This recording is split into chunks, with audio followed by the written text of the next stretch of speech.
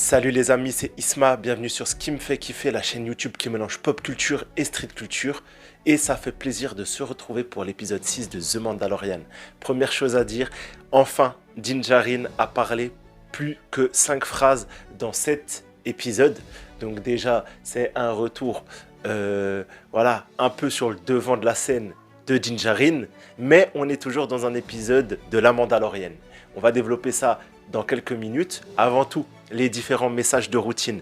Abonne-toi, commente, like, partage, aide la chaîne à grandir. Ici, on mélange pop culture et street culture. Voilà, on est surtout axé Star Wars, Heroic Fantasy, 2-3 trucs de SF, mais on parle quand même de séries et films en général. Et bien évidemment, ici, on mélange les games, on parle aussi streetwear, street culture, sneakers. Petit dernier point, je vous invite les amis à prendre rendez-vous, à noter dans votre bloc-notes tous les vendredis 21h sur la chaîne de Zino, lien en description, ZYHNO, pour faire le live, le debrief complet de l'épisode de la semaine de The Mandalorian. Donc soyez présents, c'est un très bon moment à passer, c'est un moment qui se partage, donc venez nombreux avec vos théories, vos avis sur l'épisode. Voilà, on va décortiquer tout ça et à mon avis cette semaine ça va être bouillant, il y aura plein de choses à dire. Voilà pour le blabla habituel. Maintenant, on peut parler de l'épisode. Donc, premièrement, comme j'ai dit, un épisode avec un Din Djarin de nouveau présent, voilà, qui s'était fait un peu discret, un peu dans l'ombre, quasiment de tous les protagonistes. Et là, il est vraiment brillant, tu vois, brillant. Même si Bo-Katan et lui partagent l'écran, on imagine que c'est la volonté de Bryce Dallas Howard. C'était l'épisode attendu, l'épisode 6, qu'a réalisé par cette actrice, réalisatrice, mannequin, cette personnalité aux multiples facettes qui a pour l'instant fait que des bangers en ce qui concernait The Mandalorian, qui a fait vraiment que des épisodes qualitatifs. Même dans Boba Fett, ce qu'il y avait de mieux, c'était Bryce Dallas Howard. Et du coup, encore une fois, j'ai trouvé que c'était un épisode très pertinent. De 1, par son histoire, mais encore une fois, Bryce Dallas Howard sait créer des univers. Quand on lui demande de faire un Star Wars, elle a de l'imagination. Voilà, toutes les planètes que l'on a vues jusque-là, c'était soit du déjà vu, comme Coruscant, Nevarro un peu 2.0, ou Mandalore. Mandalore, il y avait un travail de photographie, tout ça, mais on a rarement de la créativité dans cette saison 3. Et là, on a quand même une planète qui nous offre un nouvel environnement, un transport un peu différent, une utilisation des droïdes qui peut faire penser à iRobot.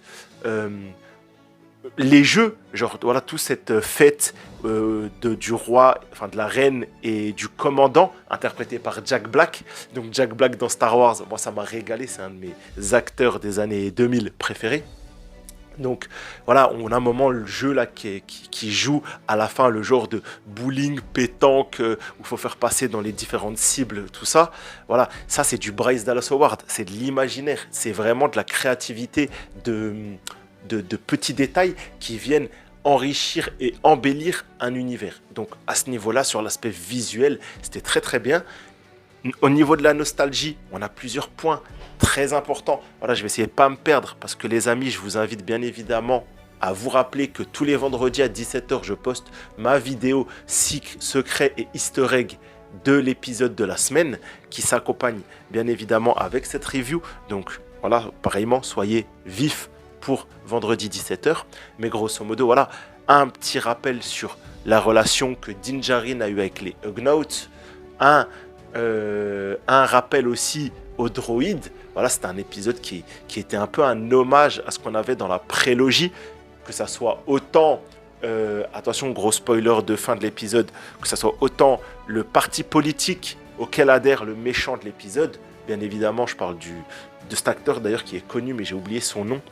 Cet acteur qui est connu, qui au final est un anti-république, un anti-empire, car il est séparatiste, avec des mentions bien évidemment au comte Dooku, et aussi aux droïdes de combat qui refont surface. Les droïdes de combat sont relativement à la mode en ce moment. On les a d'ailleurs dans Jedi Survivor, ce jeu qui sort le 28 avril, voilà, qui va mettre en avant la suite des aventures de Cal Kestis. On a vu dans les trailers et les petites scènes de gameplay le retour des droïdes de combat. Dans cet épisode, encore une fois, des droïdes de combat. Donc, la République et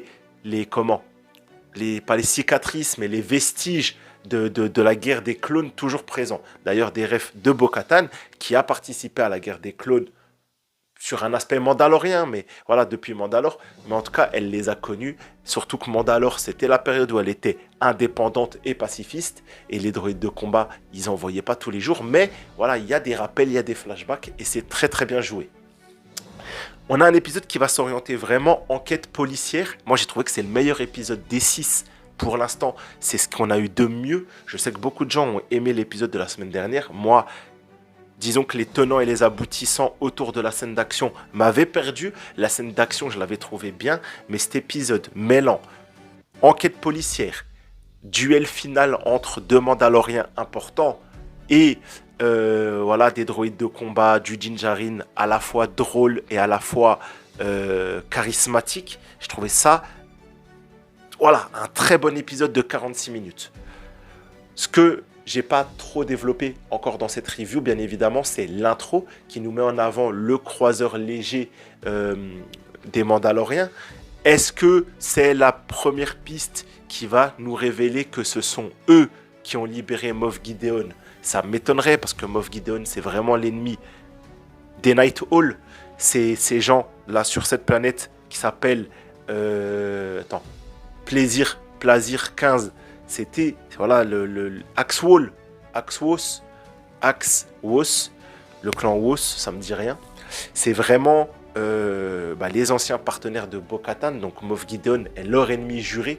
Donc non, je crois pas que c'est eux. Mais en tout cas, ils sont, comme ils s'appellent eux-mêmes, des corsaires. Donc on a encore cette thématique de piraterie. On avait les pirates, là on a les corsaires. On est voilà dans un vaste univers spatial avec plein de factions. Et ils se sont un peu pervertis, tu vois, ils ont un peu mis leur service au service de l'argent. Ils servent le roi et la reine de cette planète, tout ça. D'ailleurs, roi qui est un ancien impérial avec le projet Armistice, donc retour sur l'épisode 3. Enfin voilà, il y a des choses très intéressantes, et ça va se solder par cette scène voilà, donc du duel où Axwos va gagner. Finalement, Bo-Katan et Axwos vont se battre. Elle n'arrivera pas, certes, elle arrivera à le vaincre, mais elle n'arrivera pas à gagner un peu leur respect. Finalement, Din Djarin, avec une pirouette un peu facile, ça sera, à mon avis, un débat houleux qu'on aura sur le live, encore une fois, vendredi 21h avec Zino et Stirka, soyez présents. Ça va être un débat houleux. Est-ce que c'était pas un peu trop facile?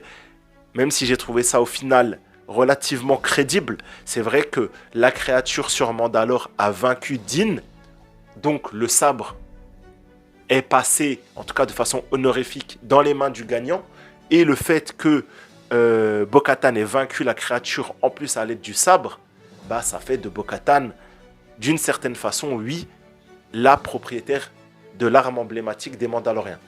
Donc, moi je valide,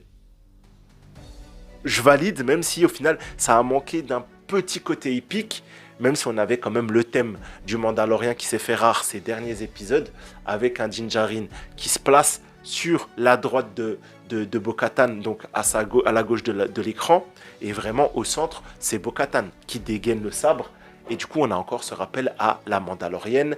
Est-ce que Disney commence à poser les bases d'une succession? Voilà, est-ce que Pedro Pascal va se désengager? Est-ce que Din Djarin va mourir? C'est plein de questions qu'on a régulièrement tous les vendredis, car on a l'impression que voilà, c'est la fin. Enfin, la série nous met pas spécialement un personnage dont on envisage un avenir radieux. Mais en tout cas, The Mandalorian, avec Bo-Katan en personnage principal, pourrait être une idée. Et on a l'impression, avec cette scène encore une fois, que la théorie se renforce. Donc, pour moi, le meilleur épisode de la saison pour l'instant. Très pertinent, Bo-Katan toujours très stylé, Katee Sackhoff, je me régale dans son acting, dans son charisme. Din Djarin et Grogu, c'est un duo qui fonctionne toujours, même si on a un gros goût de plus en plus effacé, et ce n'est pas pour me déplaire. Et un Din Djarin, voilà, qui est un peu sur le côté pour l'instant. Saison de transition, histoire de mettre Bo-Katan en avant. Peut-être que ça reviendra, il reviendra sur les chapeaux de roue en saison 4, mais pour l'instant, il est en retrait.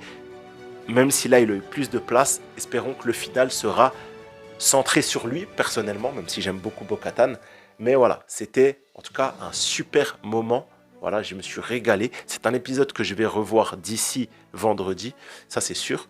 Et du coup, on débriefera bien évidemment tout le reste, tous vos avis, tout l'avis de mes compères en live. Encore une fois, je fais la pub à un maximum pour que vous soyez nombreux. Ne loupez pas ce moment avec nous. Voilà les amis, on va s'arrêter là. Soyez présents également vendredi 17h pour la vidéo des secrets et easter eggs de cet épisode. Il y en aura pas mal. Je pense bien évidemment au Mon Calamari et au Quarel. Voilà, il y aura des choses à dire. Mais voilà, je garde ça un peu pour vendredi. Prenez soin de vous les amis. C'était un plaisir pour moi de débriefer cet épisode de qualité. Donc à vendredi. Ciao les gars. Bye.